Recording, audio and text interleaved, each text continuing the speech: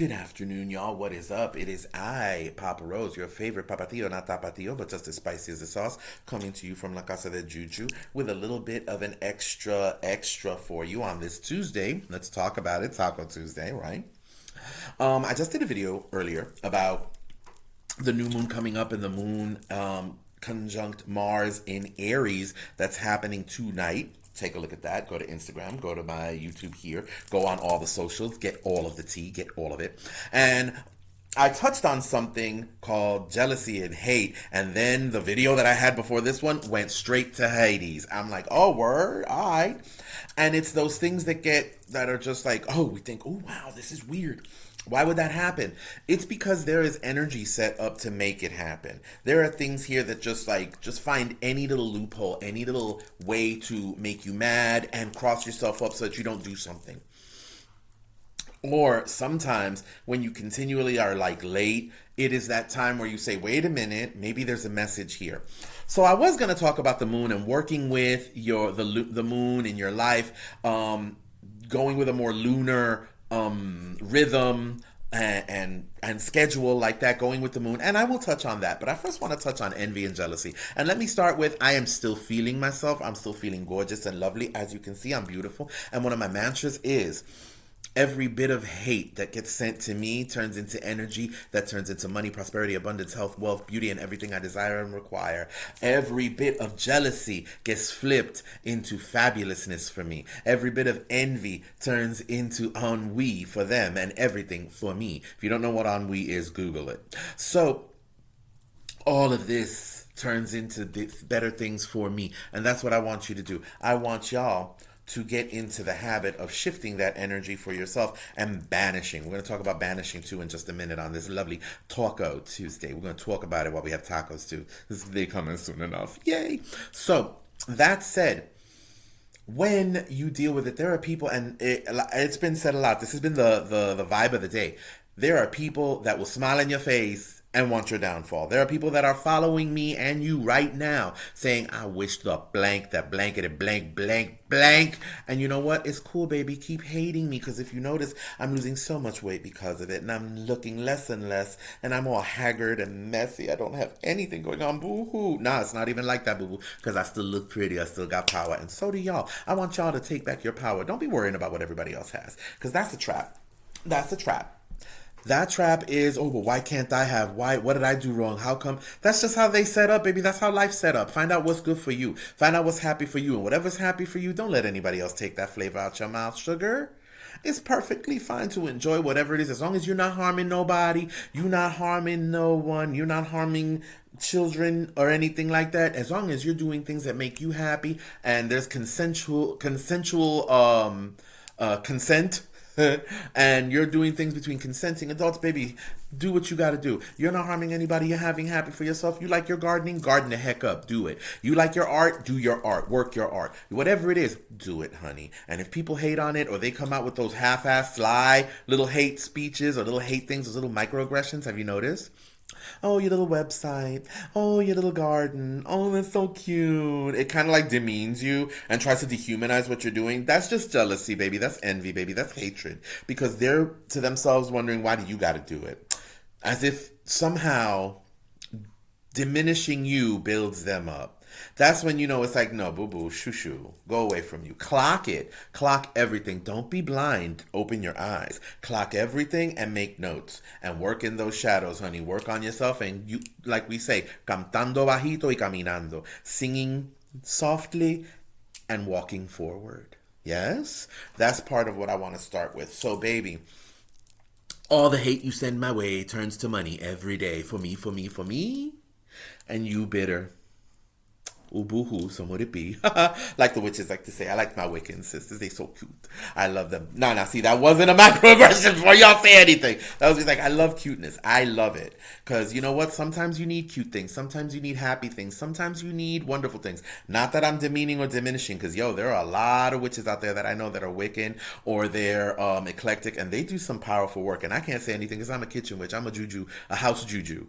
I'm a hedge witch myself. So I'm with you, my sisters and brothers, and those that are others. I love y'all all, sending all that. But let's go into moon. we're going into a waning moon. And I was gonna I touched on this in the last video that got lost, but still we're gonna do it anyway. There is the waning moon and the waxing moon, the full moon and the new moon. And learning how to work with these energies is tantamount and to success and a cornerstone of any type of spiritual practice. And because I mean, look, Easter, many of the rituals and celebrations of the Catholic Church are based on a lunar calendar. You have to wait to a certain moon for Easter to happen, the first moon after Purim, or I forget because it's been so long since I was an altar boy. Yes, and but working with the moon and that lunar energy assists us. And I touched on the fact that in the dark moon, it is telling us this is the time of our soul to search, to find the light within, and to plant seeds. So just as we have 3 nights of the full moon, and I'll touch on that in a minute, we have the 3 nights of the new moon. The new moon itself is that moon that it's closest to the darkest, but also closest to that beginning of the light, that first glimmer that's there, which is the light at the end of the tunnel, the light of dawn, let's say, the light of inspiration, that solar light that allows us to say, this is something I can work for. I know that it's going to get bigger and better later on. So it is that light of hope in the darkness. But the night before that is total darkness. You see that moving away from. There is a moment there where we get rid of and cast away things. So it is at this time that we learn how to do banishings. And what do I mean by banishings? You can clean all you want, but if you have not banished anything, it's going to come back and reinfect you because you're kind of saying, okay, go away from me. But you're not saying go away, stay away. The stay away part is the banishing part. Now, a lot of people will say that I'm using this term rather flippantly and not as seriously as I should. But I'm being deadly serious when I say if you don't want something, banish it. If you don't want it in your energy anymore, you don't want it in your surroundings, banish it. Stop playing with it. Stop letting it play in your face. Don't play with your food. Put it in and banish it. Now, of course, the next question will be, well, how do I banish it? There are simple ways you can banish things. One of the simplest things is to name it, write it out, and give it physical form. Because when we write things out, remember what Erykah Badu taught us? When we write things out, we are taking it from the realm of the mind, the spirit, and the intellect in here, in your head, and you're making it a physical reality because you're writing it down. So when we're banishing, I like to write with lead pencil. Obvious reasons. If you know what lead does, you know what lead can do. Or a carbon-based pencil, whatever it is, write it out in pencil. In pen, it lasts forever, but pencil is a little bit more to the earth, so you can use either or, but I like using a pencil.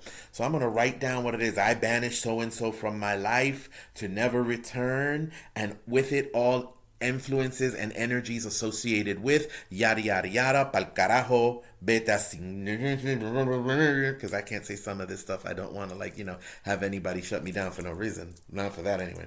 So and then you take that piece of paper, and if you have a banishing oil, cover and cross it away from you. Make an X away from you with that oil on that. Burn it to ashes, collect the ashes, and blow it out in the wind with a little bit of cayenne pepper and salt. Yes, baby. Like I said, kitchen.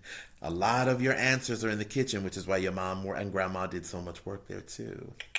So blow that out and blow it away from you. Again, I said this in the last video too. Blow it away from you. Don't blow it with the wind because you're just blowing it right back on you, and that's going to hurt. So you make sure the wind is behind you and you blow it and let the wind take your problems and everything away from you. You banish it. You have banished it with fire, with air, if you want to, and earth, because there's herbs in there. If you want to add water, toss a little bit of water behind and say, and stay out. Or if you want to put it in a jar with some vinegar in it, because vinegar cuts and cleanses, you can take that and throw it into a stream. The old-fashioned way was to throw it into a lake or a stream, or a river or a stream that flows away from you so it can flow away from you. Or into, now it used to be throwing into a storm drain or a sewer so it can go away from you and be lost at sea. But if you want to be a little bit more environmentally sound, you can get, and I said this, to earthenware jars, the little earthenware terracotta jars that they have. Put everything in there, seal it up real well, and use that. Eventually the earthenware or the terracotta will biodegrade, and since it's ash and herb in there, it will go about its way too. So you can also bury Bane, bury that somewhere away from you in the forest, at a crossroads if you can, or at if you can put it in a garbage can at the cemetery. Usually there's garbage cans in the very front part, so just put that there. Leave your pennies, leave your stuff. If you want to learn about cemetery work, how to protect yourself, how to shield yourself, and how to work in there, get with me, ask me. Take a minute to book some time for a mentorship. Book some time for a Café con Papa, where we do some spot checking and help people out. We just have a moment where we talk about what you want to do and give you a little troubleshooting advice as well. Or a full-on divination. Let me know what's up, get with me, and send that there. As long as you're banishing it and sending it away from you and you're saying no. But not just banish the thing. Banish all of the habits, the actions, inactions, and things that were allowing this thing that you're banishing to become possible. Because that's another thing the dark moon allows us to do. It allows us to reflect. It allows us to look in. It allows us to see what needs to be done. Just like when the full moon comes, the full moon illuminates these things, illuminates everything. It is the light that shines on it. So as we look and we see it, the moon shines on it and points it out. And this is where that energy comes, but we'll get to that in a minute. So with the new moon, after we've done our banishment, we sent it away, and we did what I told you in the last video, because I want you to check the last video out, because energy's high today, y'all. So after you've done that, the new moon allows you to cleanse. That's where you take your salt bath and you get rid of everything. And then you start writing out what you want to do that and the next night. Because now the next night, the new moon is now beginning to come into form. That little crescent is saying, the light is here. What are we going to do? So that's when we start putting out our goals together, what we want to see, what we want to do, what we want to manifest, what we want to bring together. And we're working with the moon. As the moon gets full, so does my intent, so does my desire, so does my manifestation, so does my materialization of what I need. Notice how I said that. And you work with that moon, and then we have the 3 days of the full moon. So the night just before the full moon is the maiden moon, what I like to call the maiden moon. That is the fresh happiness of, okay, things are going well, I'm seeing results, or this is the time when I'm looking and understanding that it's happening, that it's already locked up. If it's not happening now, I've set the wheels in motion so that it will happen. And this is that moment of clarity, of security, of securing. So we secure things at this night. You've been working all this time up to the new moon for what you want to see, what you want to do, your protections, your increase, your money, your love, whatever. This is the night where you say, and so it is done, and it is solidified. And you're happy. You're already enjoying the fruits of your labor because they're there. When we get to the full moon, that's the beautiful mirror.